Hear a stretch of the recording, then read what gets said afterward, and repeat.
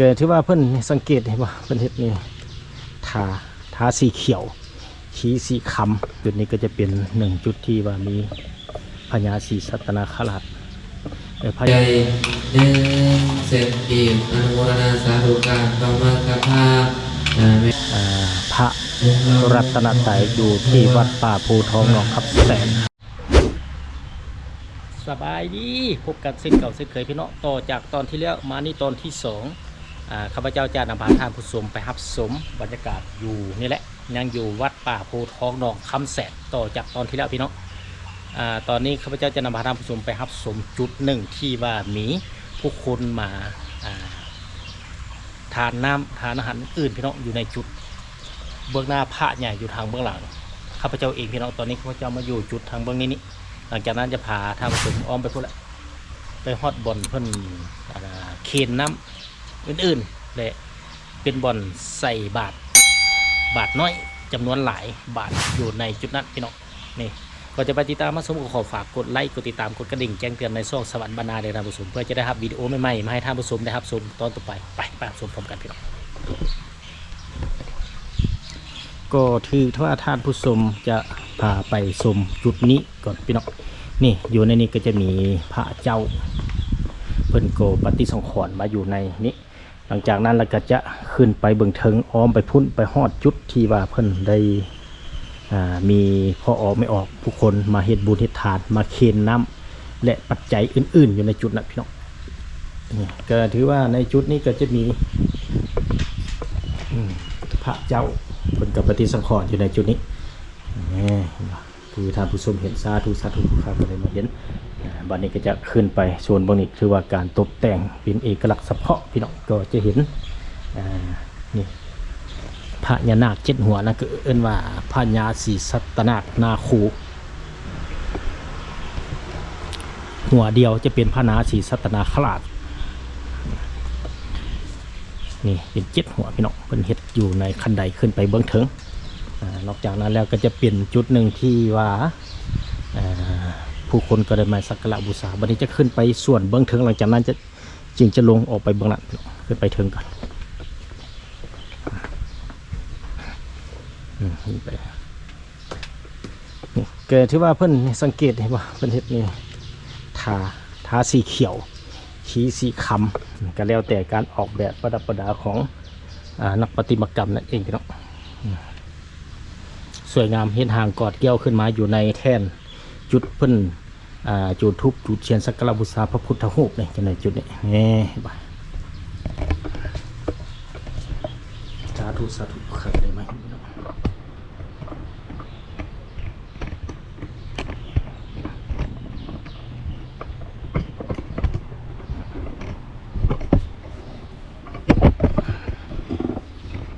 จำไว้บ่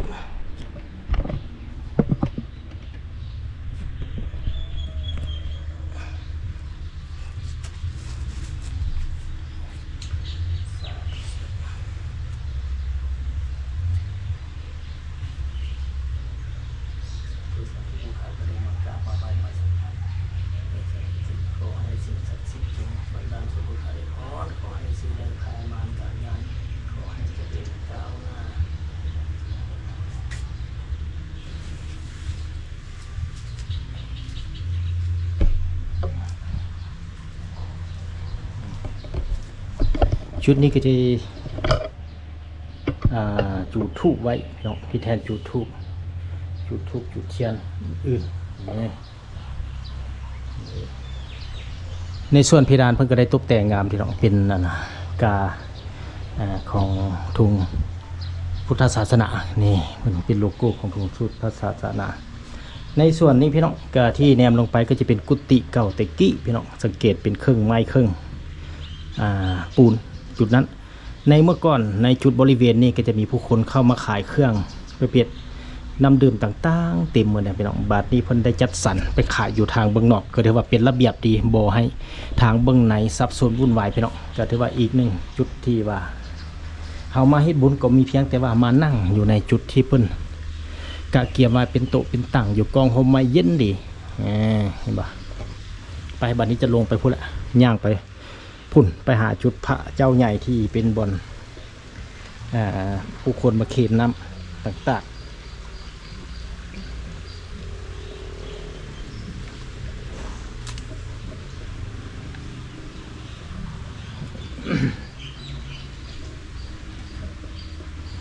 พญาศรีสัตนาคราช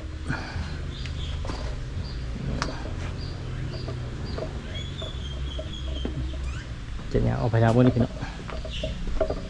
ต้องขอขอบใจ FC ทางภายในและต่างประเทศที่สนับสนุนช่องสวรรค์บรรณาด้วยดีเสมอมาได้ทำผสมเพื่อจะได้รับวิดีโอใหม่ๆมาให้ท่านผสมได้รับชมในตอนต่อไปพี่น้องนี่ก็ถือว่าในจุดนั้นก็จะเป็นพระ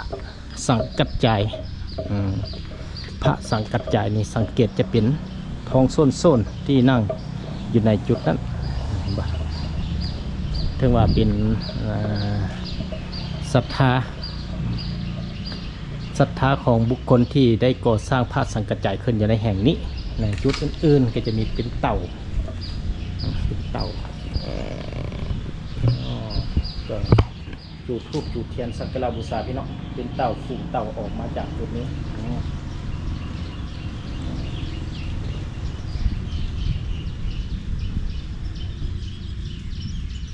เต่าทองไง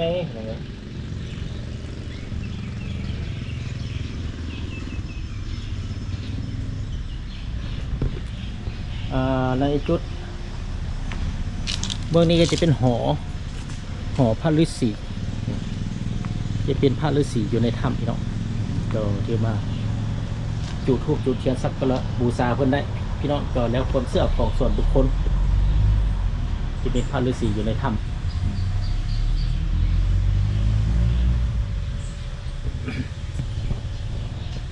บาทนี้จะย่างไปทางเบื้องนั้นพี่น้องนี่ก็ถือว่าอ้อมหอบบริเวณดังกล่าวก็โดยรวมคือท่านผู้ชมเห็นอยู่ในนี่ก็ถือว่าโอ้มีต้นไม้อ้อมหอบพี่น้องจะเป็นต้นลำไยต้นหมักม่วงโอ้หลายๆมีแต่ต้นไม้กินหมากอยู่ภายในเดินวัดป่าโพธิ์ทองหนองคำแสนในส่วนนี้ก็จะเป็นกุฏิเก่าสังเกตเบิ่งเนาะก็ถือว่ายังมีครูบานอนมาเนี่ยโอ้จะเป็นกุฏิเก่าจะบ่มีแล้วเพราะว่าเบิ่งhanก็จะเป็นจุดหนึ่งที่ว่าเพิ่นมีหมักเบงต่างๆนี่เป็นแบบเก่าๆอยู่ในจุดนั้นแหละสังเกตเบิ่งฝาอ้อมแอมก็จะโดกนี่ปวกกินเป็นปวกกินหมดแล้วนี่แต่ว่าเพิ่นก็บ่ได้มากออกได้พี่น้องปะไว้ให้ผู้คนมารับชมแบบเก่าแก่นะนี่สังเกตยังมีใหญ่แมงมุมเต็มอยู่ก็บ่มีผู้คนขึ้นไปแล้วแหละเพิ่นก็จงไว้ให้คนรุ่นใหม่รุ่นหลังปัจจุบันได้รับชมคือเก่าเพิ่นก็จะบ่ได้มากออกเพราะในส่วนร่วมสังเกตเพิ่นก็ได้มีการเทพื้นปูกระโหลเป็นที่เรียบร้อยนี่คือเรียกว่าสะอาดงามตาอยู่ในจุดนี้เป็นกุฏิเก่าเตกี้พุ่นแหละ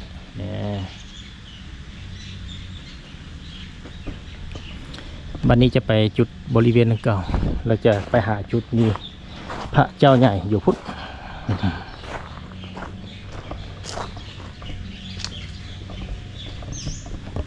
สาธุผู้ข้าก็ได้มาเห็นในจุดนี้ก็จะเป็นหนึ่งจุดที่ว่ามีพญาศรีสัตนาคราชพญาศรีสัตนาคูนาคูพญาศรีสัตนานาคู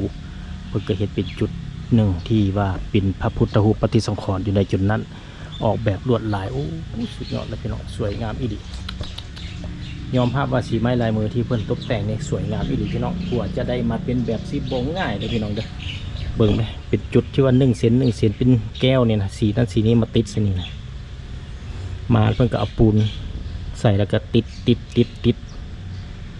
ต้องใจเย็นแท้ๆเหตุเกี่ยวกับประติมากรรมด้านนี้พี่น้อง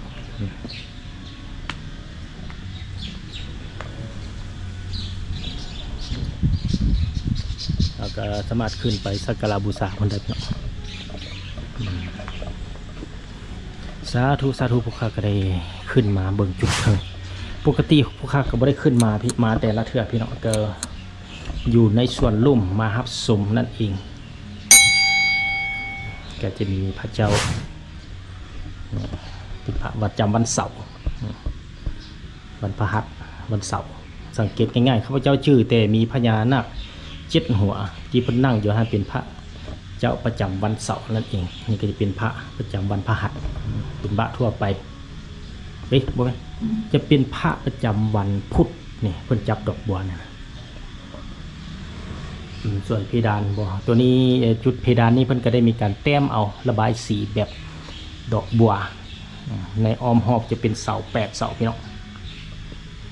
นี่คือเสา2 4 6 8 9เสาโอ้เป็นตุก9เสา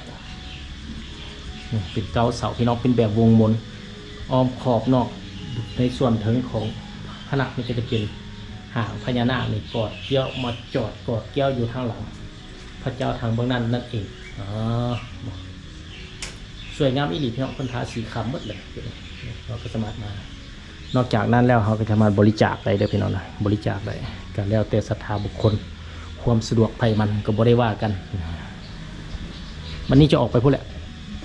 ไปบนจุดพระเจ้าใหญ่เป็นจุดที่ว่าเพิ่นเขียนน้ำเขียนวัตถุอื่น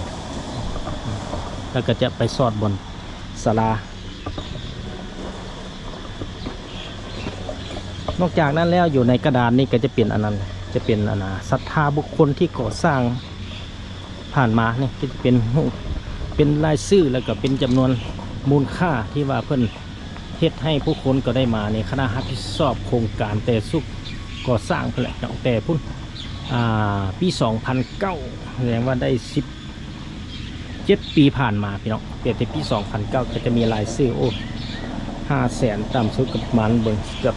300,000แต่ว่าสมัยนั้นก็บ่ธรรมดาเด้อพี่น้องเงิน300,000กีบสมัยนั้นในเบื้องหลังนี่เพิ่นก็พญาศรีสัตตนาคูต่อจากตอนที่แล้วเนี่ยวันนี้พุ่นละจะย่างไปบนพระเจ้าใหญ่แล้วก็ไปบนศาลาสามัคคีธรรมหรือว่าโฮมธรรม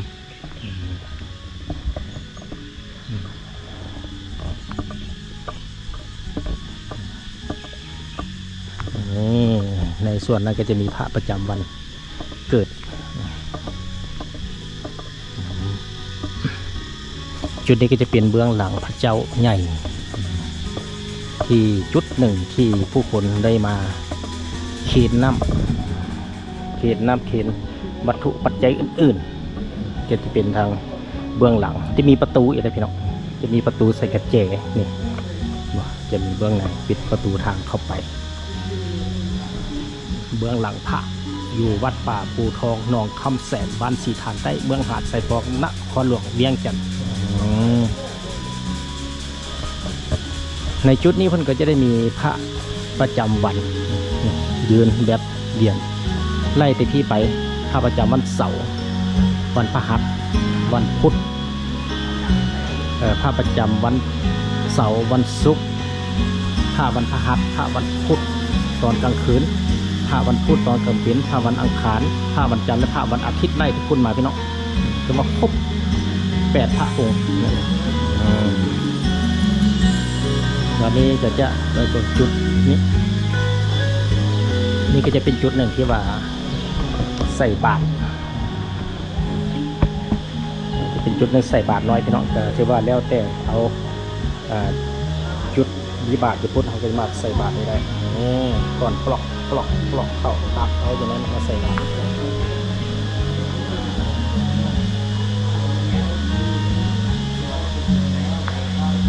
บาทมาใส่บาทอะไรพี่น้องเนาะแต่ข้าพเจ้าเคยได้ใส่ผ่านมาละมาส่วนนี้ก็มีแต่ว่ามาเอาบรรยากาศมาทางผสมแล้วสมจะไม่ได้มาใส่บาทพี่น้องมาส่วนนี้คือครับ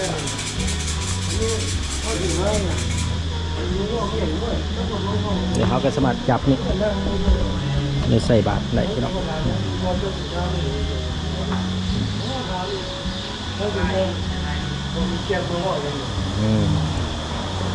จะเป็นจุดบาทสว่างเราจะมาเอาเงินใส่นี่แล้วก็เอาเหรียญใส่บาทพวกละใส่แนวละบาทละอันละเหรียญก็แล้วแต่สาธุวัดโมรณาสาธุการนำศรัทธาสายดาวไว้แล้วเปลี่ยนศรัทธาดีศรัทธาสายทางบอกวนบอกกรกันจะรู้สาแนวกินวนปัญญา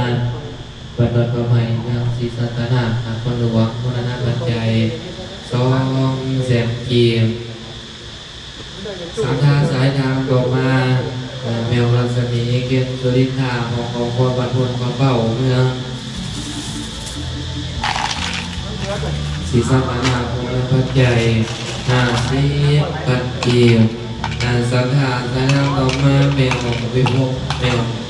วิภพแกนกดคงการทำแต่งเมืองสีโคตรพระนาปัจจัย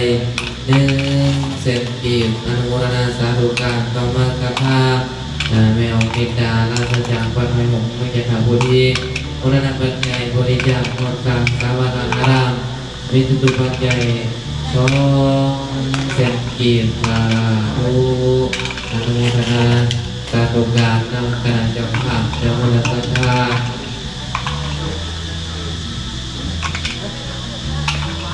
โอกุฎญาติโยมแม่บุรุษศาสนิกชนคนลาวตามบุญทั้งหลายผู้ที่อยู่ใกล้อยู่ไกลบ้านไกลสินเป็นแกงเคียงที่ได้เดินทางกันเข้ามาหัวพระองค์มรณาสั่งสาวัดวาอารามกันอยู่ที่สถานที่นี้ละครเป็นของท่านเกี่ยวท่านที่บุญกำนำสู้สุขภาพพลานามัยสมบูรณ์ในวันนี้นานปฏิภาณนาสังสุขะสุขะทุกคนลงเหมือนลงงานสุขประการด้วยเทินสาธุ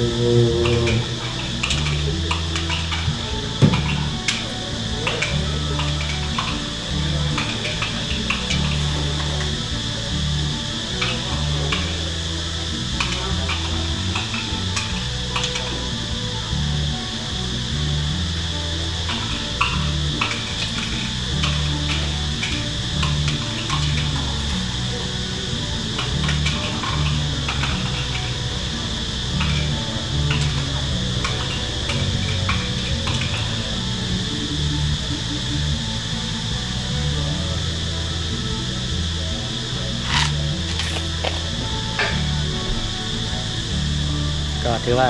ใส่บาตรสำเร็จพี่น้องวันนี้ก็จะเดินซูมต่อพี่น้องจะเป็นบรรยากาศในออกเขตบริเวณนี้ก็จะเป็นจุดหนึ่งที่ว่ามีพระออกไม่ออกตัวญาติโยมจะมาสักการะบูชามาเคียนน้ำเคียนปัจจัยอื่นอยู่ในจุดนี้พี่น้องหลังจากนั้นก็จะได้มีการจัดตั้งเพิ่นก็จะได้เกิดสามารถปรึกษานำเพิ่นได้แต่ละมือแต่ละวันก็จะคือทานผู้ชมเห็นที่ว่าโบราณปันใดเมื่อนี้จะเป็นบางมื้อก็จะเป็นสาธุ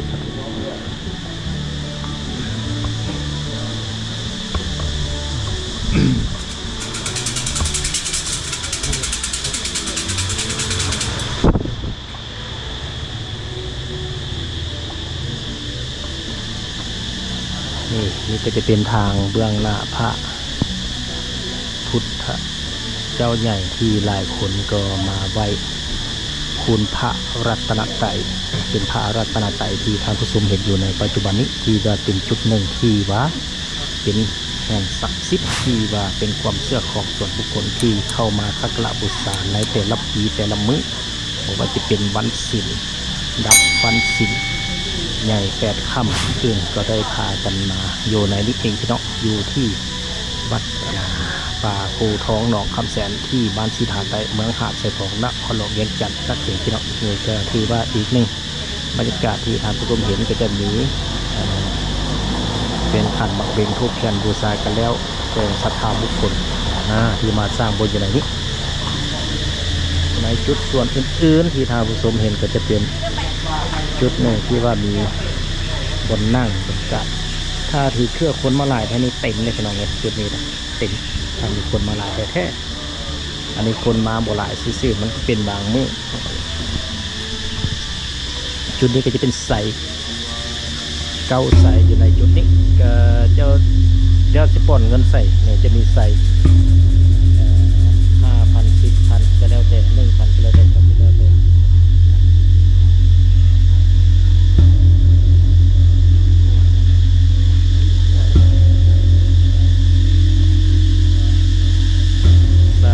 ถ้าทุกผู้ค้าก็ได้มาเห็นมากราบมาไหว้มาเบิ่งมาเห็นเป็นบุญตาอีกครั้งในปี 2026ที่ได้มาหับสุข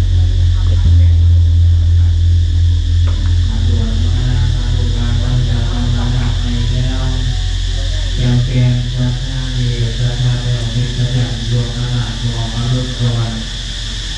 ติโนสาเราให้มาจะฟ้องเราแย่หัวบุพเพนะบุพเพนะ สาธุสาธุสาธุพวกข้าก็ได้มาเห็นเป็นบุญตาพระรัตนตรัยอยู่ที่วัดป่าภูทองหนองคับแสนที่ว่าเป็นอีกหนึ่งที่สวยงามสวยเด่นที่ทางผู้ชมหู้จักแต่รุ่นนานจนมาฮอดปัจจุบันนี้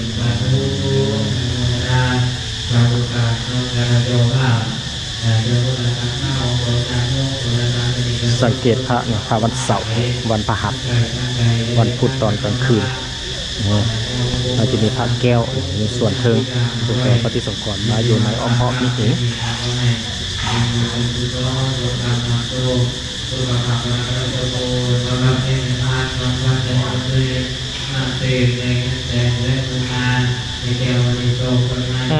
ที่ว่าทุกคนหรือว่าผู้ใดก็ได้มีเป้าหมายจุดประสงค์เข้ามากราบมาไหว้อยู่นี่ก็ผลบุญแห่งศักดิ์สิทธิ์ก็เกิดขึ้นในสิ่งคำอธิษฐานของตนนั่นเองซึ่งเป็นความเชื่อของส่วนบุคคลพี่น้องก็ถือว่าก็แล้วแต่เนาะการเฮ็ดบุญเฮ็ดทานบ่ได้ว่ามีการบังคับกันแล้วก็สะดวกจิตใจเลื่อมศรัทธาของคนนั้นมาในจุดเบื้องนี้ก็จะเห็นยาแม่ธรณีพระฤาษีและพระเจ้าองค์เขียวยาแม่ธรณี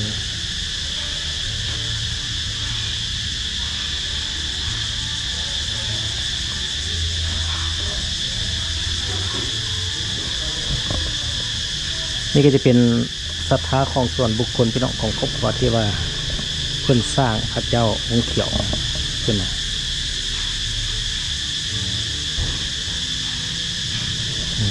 ก็ถือว่าทางแท่นบนพระพุทธรูปพระพุทธเจ้าอยู่นี่เพิ่นก็เห็นตกแต่งสวยงามเนาะทาสีเพิ่นบูรณะตลอดสังเกตดูมีหลายองค์เพิ่นก็ปฏิบัติอยู่ในจุดนี้เฮ็ดให้หนึ่งที่น่าชื่นชมและเฮ็ดให้ดึงดูดนักท่องเที่ยวทางภายในและต่างประเทศก็ได้มาในสปป.ลาวเพื่อมารับชมรับเบิ่งในฮิตของประเพณีและเอกลักษณ์ของพุทธศาสนานั่นเองพี่น้อง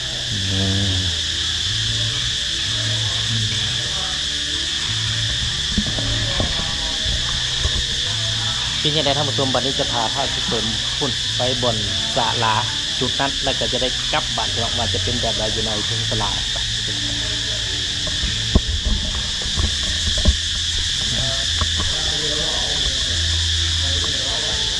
จะขึ้นไปทางเบื้องศาลาพุ่นทางเบื้องหน้าพุ่นพี่น้องก็ถือว่ามาแต่ละเทื่อนี่วัด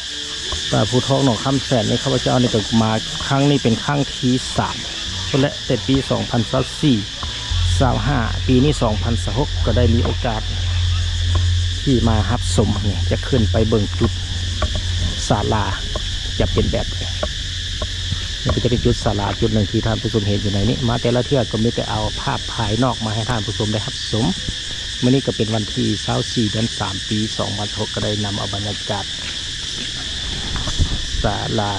แห่งนี้มาให้ท่านผู้ชมวันนี้จะขึ้นไปเบื้องเทิงก่อนจะเป็นแบบไหนอยู่เทิงมีผู้คนอยู่บนหรือว่าเป็นแนวใดพี่น้อง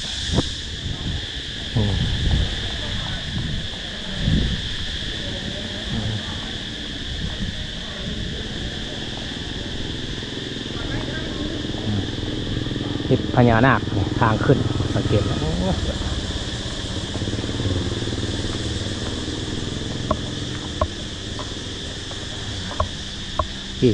ถ้าอยู่เบื้องศาลาแนมออกไปก็จะแนมเห็นพญาศรีสัตนานาโคอยู่ในจุดเบื้องนั้นเพื่อกำลังก่อสร้างทาสีเป็นที่ห้อยนี่สวยงามก็จะเห็นป้ายพร้อมฮอดแล้ววัดป่าภูทองหนองคำแสนจะขึ้นไปเบื้องเทิงบนก็โอ้เป็นศาลาสามัคคีธรรมที่น้องก็ถ้าเป็นมื้อบุญก็จะมีผู้คนมานั่งฟังธรรมอยู่ในจุดนี้สวยงามอีกพี่น้องทางเบื้องไหนซึ่งเป็นเอกลักษณ์การตกแต่งโดยสีไม้ลายมือของผู้คนที่ได้ตกแต่งที่ร้านต่างๆเนี่ยเบื้องข้างก็จะเป็นรูปพระเวสสันดรพี่น้อง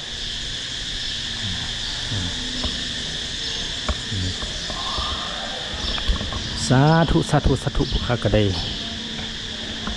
มันตาที่ได้มาเห็นมาขึ้นมาชมมาเบิ่งมาแต่ละเทื่อบ่ได้ขึ้นฮอดเทิงพี่น้องเอ้ยมาเบิ่งตัวจริงแล้วสวยงามอีหลีนี่การตกแต่งประดับประดาก็มีพระพุทธรูปใหญ่อยู่ในนี้เพิ่นปฏิสังขรณ์อยู่ในจุดนี้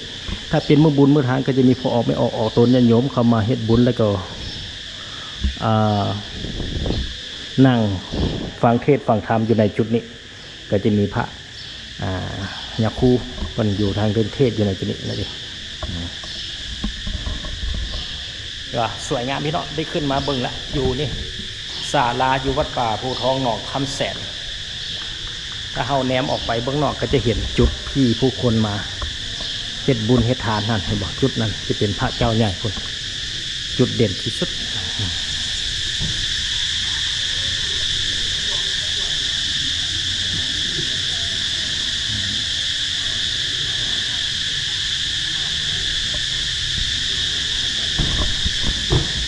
บัดนี้ก็จะลงไปเบื้องลุ่มพี่น้องก็ถือว่า2 ตอนวิดีโอที่ทีมงานช่องสวรรค์บรรณาได้นำเสนอท่านผู้ชมพันก็ถือว่าหลายพอสมควรค่อนข้างครบบริเวณขอบเขตวัดป่าภูทองหนองคำแสนประจำปี2026พี่น้องก็ถือว่าได้สละเวลานำเอาบรรยากาศแบบ4ให้ท่านผู้ชมนั่นเองก็ถือว่าอีกหนึ่งบรรยากาศที่ได้เป็นบุญตามาเอาบุญนำกันพี่น้องมาฮับชมกันได้บุญเด้อพี่น้องเด้อ นี่ก็ถือว่าเป็นแบบสิบาทนี้จะเอาเป็นมุม360มาให้ท่านผู้ชมนะครับชมพี่น้องถ้าว่าเข้ามาอยู่ในจุดนี้เบื้องไหนนี่ก็จะเป็นทางเข้ามาจะเห็นสิมอ้อมหอบมาทางเบื้องนี้ก็จะไปเห็นจุดหนึ่งหนองวัดป่าภูทองหนองอับแสนจุดนั้นก็จะเป็นพญานาคเพิ่นก่อสร้างใหม่ข้ามหนองไปเบื้องนั้นเป็นขวาจุดนั้นก็จะเป็นเหือมาฮอดจุดนี้ก็จะเป็นพอออกไม่ออกมาสักการะบูชาในจุดนี้มาอันนี้ก็จะเป็นศาลาสามัคคีธรรมหรือบ่อนฟังธรรมของพอออกไม่ออกนั่นเองพี่น้องครบ360องศา